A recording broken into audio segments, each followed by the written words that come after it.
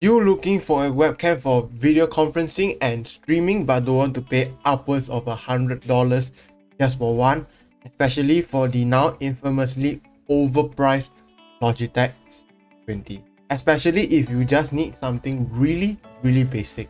And you might not have to with this webcam that we are checking out today. And you know what's the best part? This costs under $10. TGH here with technological gadgets, working to bring you the best in tech and make tech work for you. On this channel, we sometimes do tech tutorials, but more often than not, we do tech gear reviews just like this one. So if that's the content that you like, make sure to drop a like and also remember to subscribe to help support this channel to allow me to make more tech content just like this. But before I talk about the image quality of this webcam, I would like to ask you the question of the day. What webcam are you currently using, and if it is a built-in webcam, from what device as well? I would like to know all about it down in the comment section below, and I'll even reply to some of your comments. So do keep a look. This webcam comes in this very plain brown cardboard box. Opening it, you get some documentation and of course the webcam itself, which is in this nice plastic bag with nothing else. But for $10, I can't ask for much. Onto the design. This webcam is made out of matte black plastic and has a very similar look to the infamous Logitech C920 webcam, but instead it has orange accents which is a nice touch. Also, there's a slit on the right side of the webcam where the microphone is located, which we will touch on later. Sadly, the webcam head only tilts up and down with these two plastic bits, with one of them having rubber that aids with mounting the webcam to your monitor or laptop. Other than that, there is a non-detachable 1.5 meter USB 2.0 cable coming out from the back. As for the specs, it has a maximum resolution of 720p at 30 fps and no 60 fps at any other resolutions.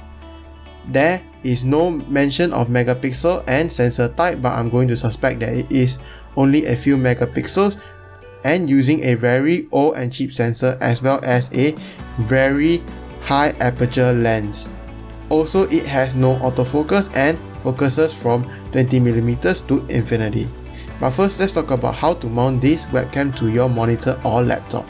I have a laptop here, but it should be the same for mounting it onto monitors as well. Firstly, open up the mounting bracket and make sure this latch catches onto the very top of your laptop or monitor. Then move the bottom part of your stand until it is balanced on your laptop or monitor. After that, plug in the USB cable into an available USB port on your computer and open up the camera app.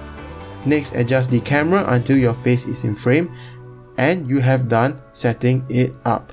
Talking about the image quality in 720p 30 fps, as he claims here, even with a lot of good lighting. Mind you, I'm not using studio lighting, I'm just using a $5 clip-on ring light that I did a review of, and sitting an arm's length away, being in focus of this webcam, the image still looks grainy, pixelated and nowhere near what I would consider smooth, and looks more like a slideshow and definitely not usable.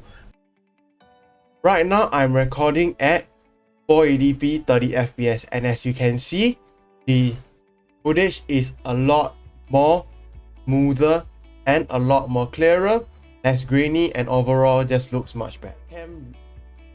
And these are the best settings for this $10 webcam. So what you want to do is, I'm using OBS Studio right here, and what you want to do is under sources, add your webcam. As you can see right here, go into properties first, and as you can see, is the webcam. Configure video, you can't really do anything, but resolution and FPS type set to custom. Resolution, instead of using 720p, as you can see, be laggy right here, I want you to drop it down to 480p, and you can see the difference. Way less laggy and way smoother.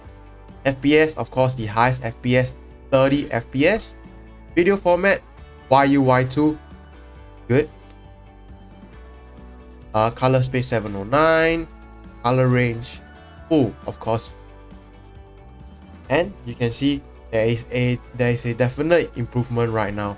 And to make an even bigger improvement, what you want to do is go on the filters and add something called a color correction filter. And for the color correction filter, I just bumped up contrast by about 10, saturation by about 10, just a tiny bit, and lower down the brightness slightly. See, this is without color correction, and now with the color correction. If I wanted to make my face brighter, I can. And as you can see, before, after, before, after. You can see there's a really big difference.